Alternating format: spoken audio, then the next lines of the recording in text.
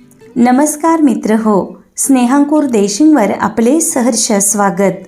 आज आपण पाहणार आहोत साहित्य रत्नांची खाण मराठी भाषा या विषयावर सुंदर भाषण। शान माझी मराठी, मान माझा मराठी, शान माझी मराठी, मान माझा मराठी, अभिमान माझा मराठी, स्वाभिमान माझा मराठी, स्वाभिमान माझा मराठी। सन्माननीय व्यासपीठ, व्यासपीठावरील सर्व मान्यवर, वंदनीय गुरुजन वर्ग आणि माझ्या मित्रमैत्रिणींनो, सर्वांना माझा नमस्कार। आज मी साहित्य रत्नांची खाण मराठी भाषा या विषयावर बोलणार आहे।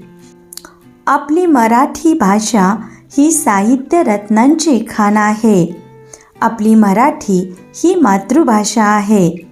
मराठीला समृद्ध आणि गौरवशाली परंपरा लाभली आहे।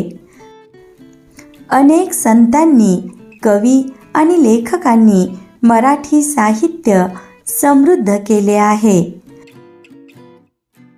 महाराष्ट्राला संतांची भूमी असे म्हटले जाते।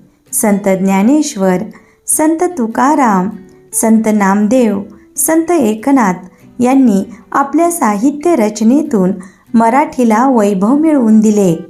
समाज सुधारणेबरोबर त्यांनी साहित्यातून समाजाला भक्तीचा मार्ग दाखवला। संतांच्या अभंग आणि कीर्तनांनी लोकांच्या मनावर अधिराज्य गाजवले।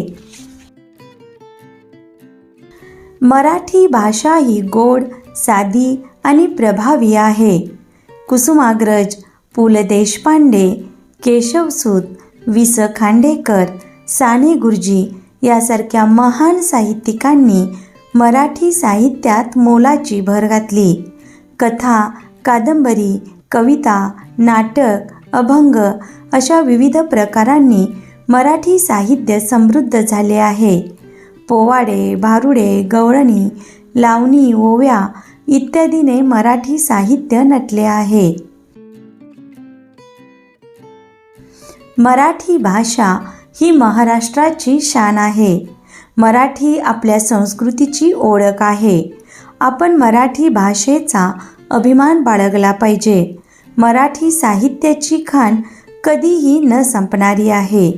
ती पिढ्यानपिढ्या रसिकांची तहान भागवणारी आहे। मराठी भाषा खरोखरच साहित्य रत्नांची खाण आहे। जय हिंद, जय महाराष्ट्र।